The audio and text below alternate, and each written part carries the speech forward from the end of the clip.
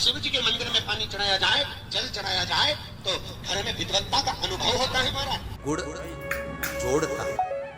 जितने समय अतिथि हमारे घर में रहे, मेहमान हमारे घर में रहे, जिसको हमने आरती के समय पर गुड़ दिया है, जिसको हमने गुड़ दिया है, वो पाकर आनंद के साथ में। अच्छा, कभी तुमने सुना जो जिसके यहाँ पर गणेश जी नहीं होते, शादी ब्याहों में अगर गणेश जी नहीं मिलते तो क्या करते हैं, वो गुड़ का जो ढेला होता है ना, उसी को आधा तोड़कर गणेश जी बना के रख देते हैं और उसी आधे गुड़ के ढेले का भोग लगा देते हैं। गुड़ का ही गणेश और गुड़ ही खजा। देखिए जरा भाव देखिए हमारे सनातन धर्म में, भगवान को रिझाने का तरीका देखिए।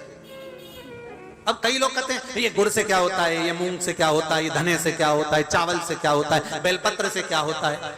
अरे भाई, समर्पित करोगे, पाओगे तो जानोगे ना।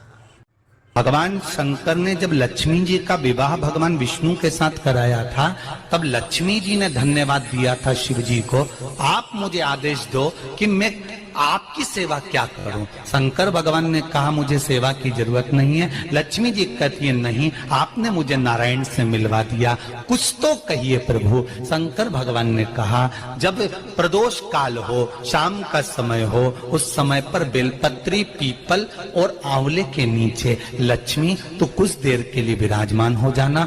जो तेरे इन वृक्षों के नीचे शाम को दीप लगाने आए, उसके घर तो पीछे पीछे चली जाना। बस इतनी कृपा कर देना। ईश्वर महादेव का स्मरण कर कर,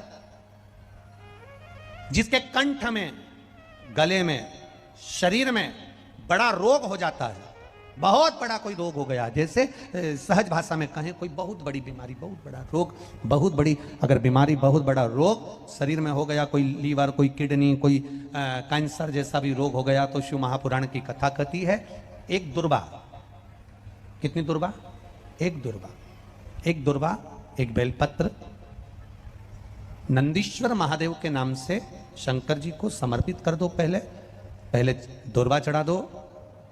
जैसे आपके पास में दुर्वा हो तो पहले शिवलिंग पर दुर्वा चढ़ाओ, और दुर्वा चढ़ाने के बाद में फिर बेलपत्र समर्पित करो, और समर्पित करने के बाद में धीरे धीरे देवादिदेव महादेव पर जल का पात्र से, तांबे के कलश से धीरे धीरे शिव जी को जल समर्पित करो। धीरे धीरे भगवान शंकर को फिर जल समर्पित करना प्रारंभ करो। जब आप धीरे धीरे जल चढ़ाना प्रारंभ करेंगे, जल चढ़ाएंगे, धीरे धीरे जल चढ़ाकर उसको दुर्वा बेलपत्र जो चढ़ाई है उसके ऊपर से चढ़े हुए जल को आप लेकर आएंगे। नंदीश्वर शिव जी का नाम लेकर, नंदीश्वर महादेव का नाम लेकर उस जल को किडनी, लीवर, कैंसर जैसे बड़े बड़े रोग जिसके शरीर में हो गए हों, उसको मात्र आधे से आधा चम्मच जल भी रोज प्रतिदिन दुर्वा बेलपत्र चढ़ाने के बाद जो चढ़ाया गया जल है उसको लाकर पिलाएंगे। धीरे धीरे बाबा नंदीश्वर का नाम लेकर चढ़ाएंगे तो आराम लगना प्रारंभ हो जाएगा। नंदीश्वर महादेव, टेंशन ऐसा कोई संसार में नहीं जन्मा जिसके मस्तक पर टेंशन नहीं आया, कोई चिंता नहीं आई, कोई चिंता सम्मुख में नहीं पहुंची, ऐसा कोई जन्मा ही नहीं।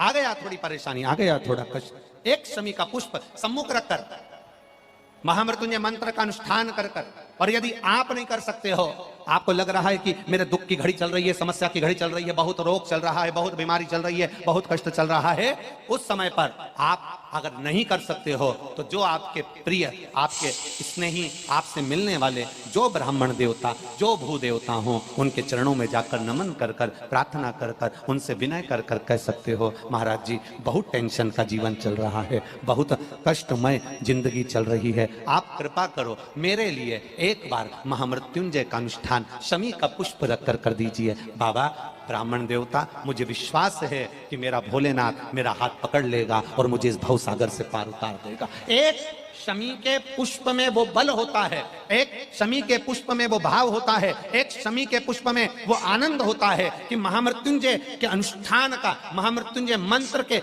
बल का एक आनंद सुख हमें तुरंत प्रदान कर देगा, तुरंत देगा।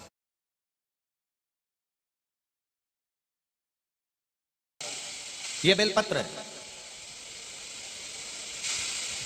और इस बेलपत्र के 2 पत्ती और ये 3 पत्ती का जहां पर मिलन हुआ है, फिर अच्छे से देख लीजिए, बेलपत्र की 2 पत्तियां, ये 3 पत्तियों का जहां बीच में मिलन हुआ है, उस 3 पत्ती के मिलन की जगह पर केवल मिलन वाले स्थान पर चंदन लगाकर अगर हम 108 बार महामृत्युंजय मंत्र का स्मरण कर कर देवादिदेव महादेव को समर्पित करते हैं तो मनवांछित फल की कामना हमारी तुरंत पूर्ण हो जाती है। वो महामृत्युंजय मंत्र। फूल को धोया कभी नहीं जाता, जैसे डाली पे से फूल टूट के आया तुम भगवान को चढ़ाओ, पर फूल को घर में लाने के बाद तुम धोगे, पानी छीट कर साफ करोगे और फिर भगवान को चढ़ाओगे तो समझ लेना फूल भगवान स्वीकार नहीं करेंगे।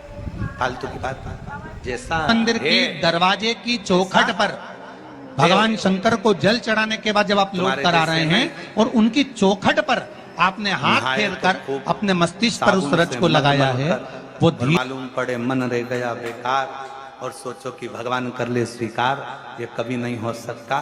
फूल और मनुष्य एक जैसा होना चाहिए कि फूल जैसा दिया वैसा भगवान को दिया। इसमें स्नान नहीं कराना, उसी तरह मन भगवान ने जैसा दिया वैसा भगवान को प्रदान कर दो, वो उसका। इसमें दिखावा नहीं हो। कई लोग कहते हैं गुरुजी हम घर से पानी भर के लेके जाते हैं। अब किसी ने कहा गुरुजी घर से पानी लेकर जाते हैं, मटके का पानी है, नल कभी कभी नहीं आता, कभी कभी लाइट नहीं रहती तो बोरिंग से नहीं भराता, हमारे घर में रखा हुआ पानी तो बासी हो गया। थोड़ा ध्यान देना, पानी तो बासी हो गया। शास्त्र कह रहा है, शिव चरित्र कह रहा है, भगवान शंकर की कथा कह रही है, वायु, अग्नि, जल, पृथ्वी, आकाश कभी बासी नहीं होता, वो हमेशा ताजा की ताजा ही रहता है। परिवार को छोड़ने की जरूरत पड़ती है, शिव भक्ति में ना व्यापार छोड़ने की